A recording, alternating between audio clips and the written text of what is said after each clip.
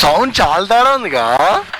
2 కిలోమీటర్స్లో ఉంది ఒకటి, అది షోరూమ్ ఉంది అక్కడ, సర్వీస్ సెంటర్ లోపల ఎక్కడ చూపించింది. ఈ రాయల్ ఎన్ఫీల్డ్ అంత క్వాలిటీ, అంత లేబర్ క్వాలిటీ ఇస్తాడు.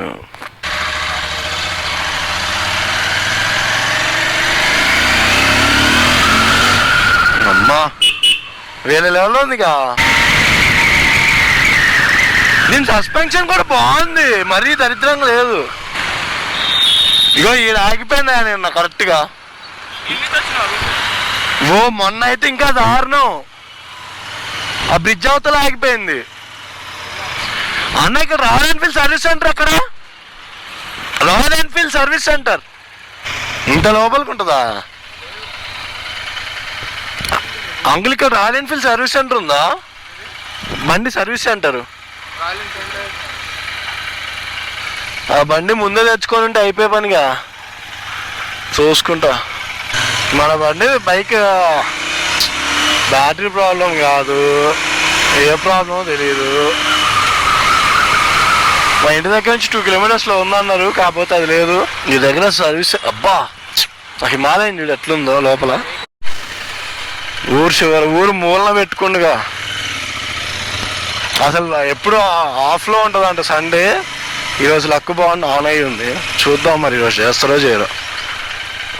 ఈరోజు ఇస్తే అవుతుందా బండి? ఉంటుంది కదా అది. మరి తోసుకుంటున్నావా? ఒక 2-3 కిలోమీటర్స్ ఉంటుంది.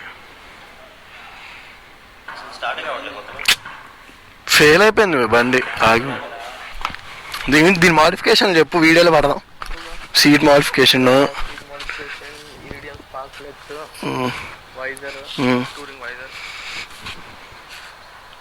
బ్యాటరీ ప్రాబ్లం కాదన్నా. నేను రీఛార్జ్ చేయించుకున్నా నిన్న సాయంత్రం, రీఛార్జ్ చేసి తీసి పెట్టా. స్టార్ట్ అయింది బండి. అక్కడ నుంచి ఆ బ్రిడ్జ్ ఉంటుంది కదా కాలువ, అక్కడ దాకా వచ్చాక బండి ఆగిపోయింది. మొన్న వచ్చిన ఫస్ట్ డౌట్ అదే, పెట్రోల్ ఉందా అని. దేవుడి వాళ్ళు వీళ్ళు ఫస్ట్ రానన్నారు, తర్వాత వస్తా అన్నారు. ఈ మోడల్స్తో పర్ఫెక్ట్గా ఉంది బైక్ టూరింగ్ చేసుకోవడానికి. ఆఫ్ రోడింగ్ చేయలేం కానీ నా బండి ఏం ఫాల్ట్ అర్థం కాదు. లేకపోతే ఇలా దూసుకుంటూ రావాల్సి వచ్చేది, చచ్చిపోయేటోళ్ళం. ఇగో ఇట్లా ఆన్ అవుతుందా? స్టార్ట్ చేస్తే అవ్వట్లే, క్లచ్ నొక్కండి, అది ప్రాబ్లం. బ్యాటరీ నిన్న ఛార్జ్ చేసిన. చాలా కష్టపడిన తర్వాత we came till Royal Enfield showroom, like service centre. మరి ఎంత ఛార్జ్ చేస్తారో తెలియదు, ఏదో చెప్పారు ఛార్జ్ అని, వెళ్ళిందో చూడాలి. దీనికి లిక్విడ్ కూలింగ్ ఇస్తే ఏమైందో నాకు అర్థమే కాదు. అమ్మ 650cc బండి, టీఆర్కే.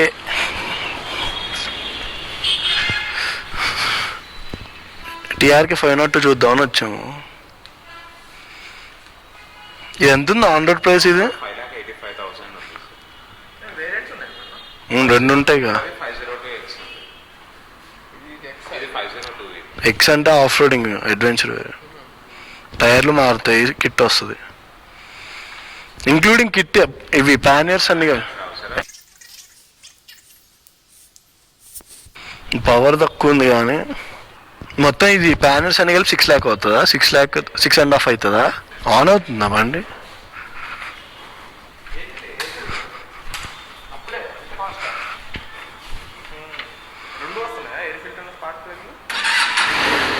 అబ్బో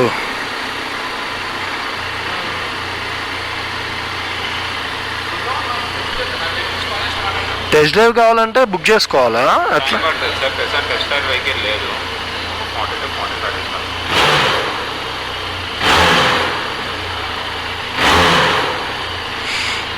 దీనికి వర్సెస్కి రెండిట్లు ఏది తీసుకుందామని ఉంది.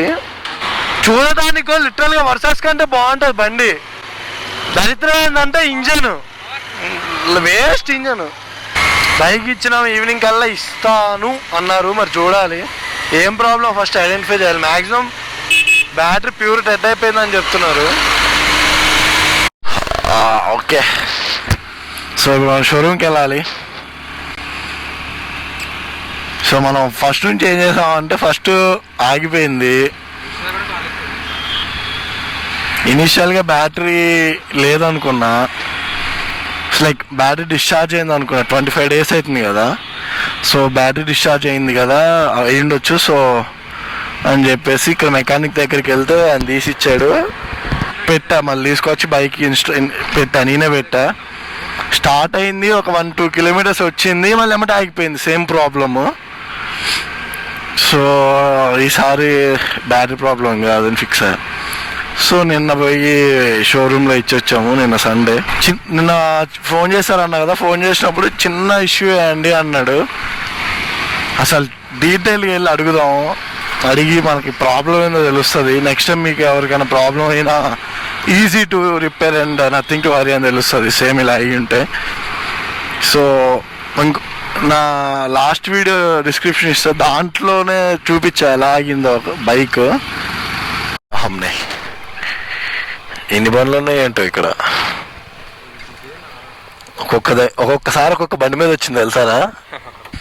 నిన్న అంతా బోసిపోయింది, ఈరోజు కలకల్లాడుతుంది షోరూమ్.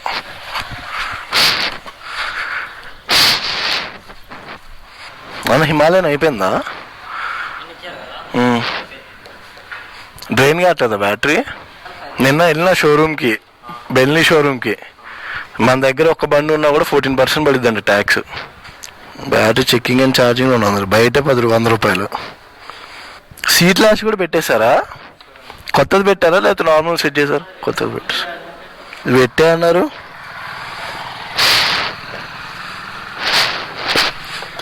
ఇది పెట్టా అన్నారుగా.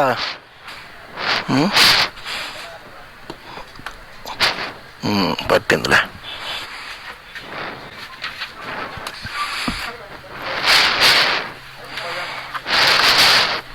సో బండి వచ్చేసింది చేతిలోకి. చిన్న బ్యాటరీ రివర్స్ ఛార్జింగ్ కావట్లేదంట ఈ లెక్కన. అంటే మన కొత్త బ్యాటరీ పెట్టిన 10 kilometers కూడా నడవదు బండి కొత్త బ్యాటరీ మీద ఛార్జ్తో. అంత పవర్ గ్రాప్ చేసుకుంటుంది. సో యా, సాల్వ్ అయిపోయింది. 1000 rupees అయింది, 900 అయింది. That is the problem. ఎలా బాగా చేశారు, వాష్ కూడా చేసి ఇచ్చారు ఫ్రీగా. Thank you. సో బండి is back to form. Ride plan చేద్దాం తొందరలో. Everything is fine now. చిన్న బ్యాటరీ దగ్గర బేసిక్గా బ్యాటరీ రీఛార్జ్ కావట్లేదు అంట. That is the problem. So ఇది మొత్తం అంటే ఇప్పుడు మనకు వచ్చే అన్ని ఫ్యూల్ ఇంజెక్షన్ కాబట్టి everything is interlinked to electronics and battery.